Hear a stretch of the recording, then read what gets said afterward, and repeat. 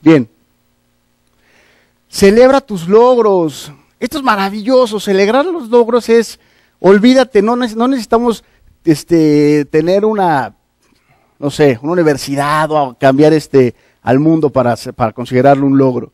Un logro puede ser lo que tú quieras. Ayudarle a una persona, sacar una buena calificación, vender un poquito más, quedarte media hora en tu negocio, más, ¿no? De lo que te quedas, etcétera.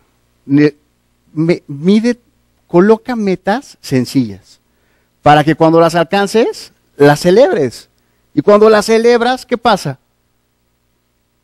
Eres más optimista, te llenas de energía. ¿Y qué te dices a ti mismo? Ya llegué acá.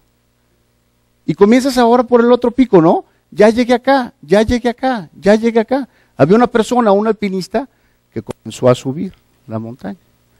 Subió, se cayó, iba subiendo la montaña, se le congelaron los dedos, afortunadamente no los perdió, siguió subiendo la montaña, subió y cuando llegó hasta el final de la montaña, se sentó ahí, meditó un poquito, disfrutó del panorama, celebró sus logros, volteó un poco para allá y vio una montaña más alta. ¿Y qué crees que dijo? Ahora voy para allá. Y fue para la otra montaña. Pero necesitaba esa energía y necesitaba llegar a esa montaña para entonces darte cuenta que, ok, hay un pico más alto que antes no lo pude haber visto, ¿no?